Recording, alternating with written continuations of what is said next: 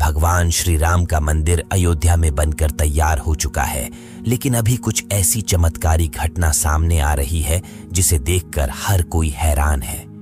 जो गिद्ध पिछले कई सालों में हमें नजर भी नहीं आए, अचानक अयोध्या के अंदर बड़ी संख्या में गिद्धों का झुंड पहुंच गया है। कई लोग इन्हें साक्षात जटायु कह रहे हैं, जो भगवान श्री राम के मंदिर की प्राण प्रतिष्ठा में शामिल होने के लिए आए हैं।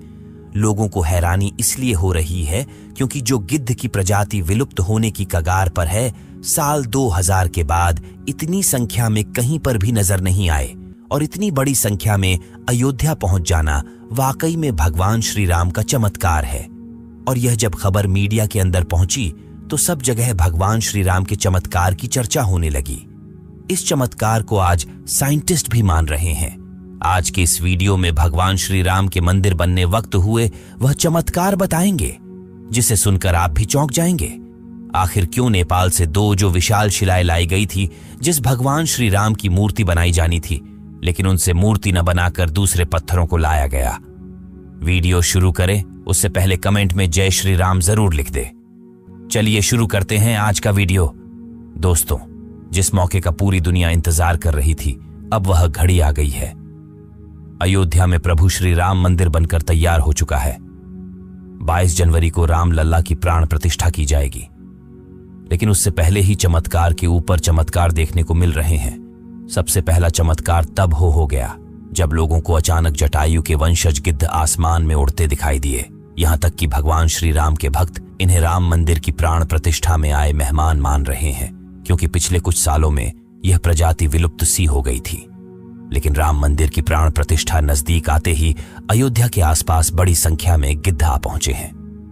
लोग इस करिश्मा को देखकर पूजा भी कर रहे हैं, क्योंकि गिद्ध ऐसा प्राणी है जो भारत से विलुप्त हो चुका है। ऐसे में प्रभु श्री राम की प्राण प्रतिष्ठा से पहले ही वह कैसे दिखे, इसे लोग भगवान का चमत्कार मानकर पूजा कर रहे हैं। अब दोस्तों, यह इतनी बड़ी बात कोई सहयोग तो नहीं हो सकती है। दोस्तों, कुछ बुद्धिजीवी लोग रामायण के होने पर ही सवाल उठाते हैं। उन लोगों का मानना है कि रामायण असल में एक कहानी थी, मगर दोस्तों, आज भी रामायण से जुड़े हुए कई सारे ऐसे सबूत मौजूद है जो हर किसी को मानने के लिए मजबूर कर रहे हैं।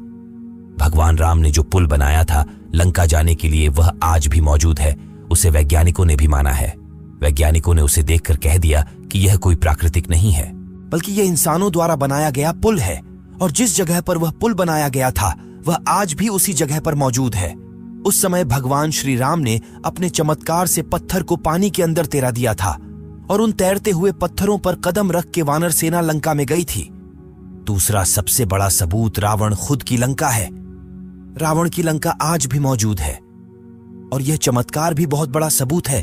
जटायु गिद्ध प्रजाति से ताल्लुक रखते थे, वहीं जटायु भगवान श्री राम के परम भक्त थे। दोस्तों, जटायु और भगवान श्री राम के बारे में रामायण में भी कई बार हमें जिक्र मिलता है।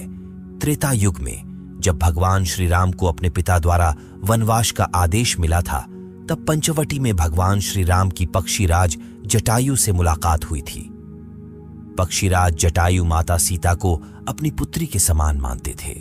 दरअसल जब रावण माता सीता को हरण करके ले जा रहा था, तब जटायु ने ही लंकापति रावण को सीता माता की रक्षा के लिए युद्ध किया था। वही जटायु जिन्होंने अपने पंखों से रावण को बहुत चोट पहुंचाई थी। रावण के शरीर को जटायु ने लहूलुहान कर दिया था। इस संघर्ष में जटायु ने अपने प्राणों की आहुति दी थी। छत्तीसगढ़ के दंडकारण्य में गिद्धराज जटायु का मंदिर है। ये वह स्थान है जब सीता का अपहरण कर रावण पुष्पक विमान से लंका जा रहा था, तो सबसे पहले जटायु ने ही रावण को रोका था।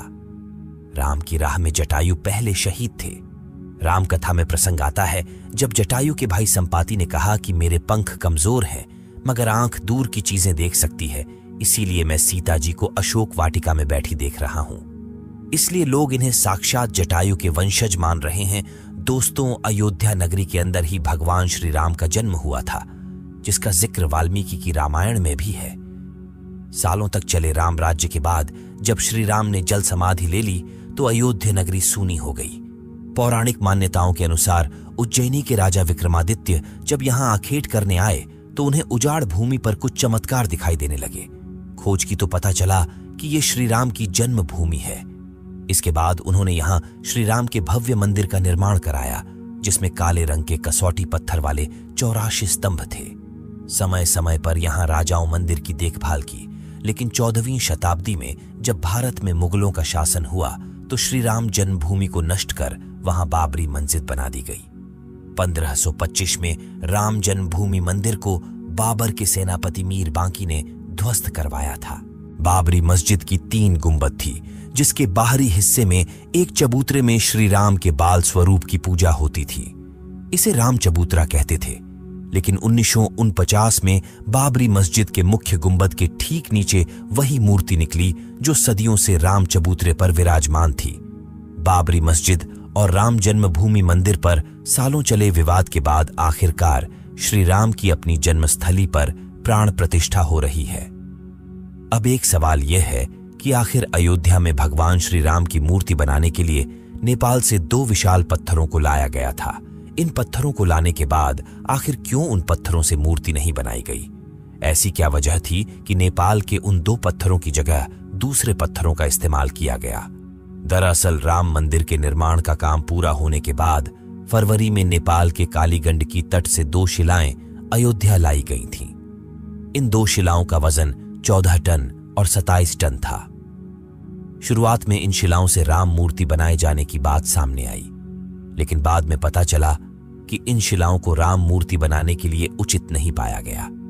भारतीय मीडिया में छपी कुछ खबरों के मुताबिक इन पत्थरों से मूर्ति नहीं बनाए जाने की एक वजह राम मंदिर से जुड़े संतों की ओर से जताई गई आपत्ति थी।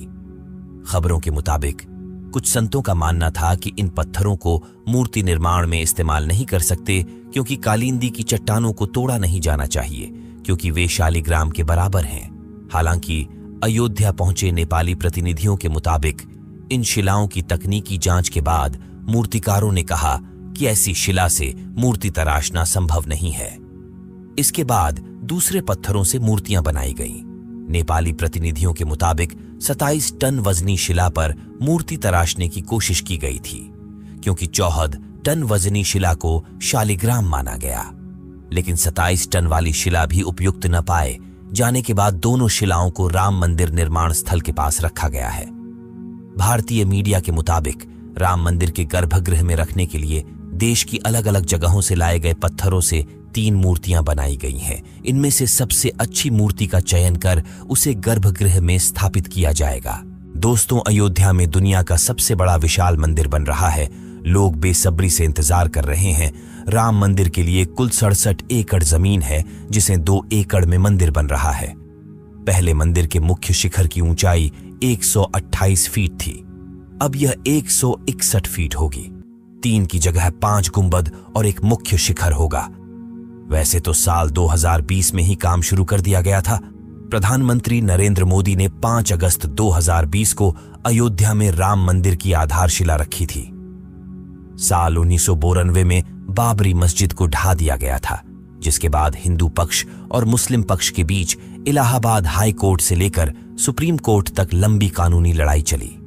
इसके बाद नवंबर 2019 में ऐतिहासिक फैसला सुनाया और आदेश दिया कि अयोध्या में विवादित जमीन पर मंदिर बनाया जाए।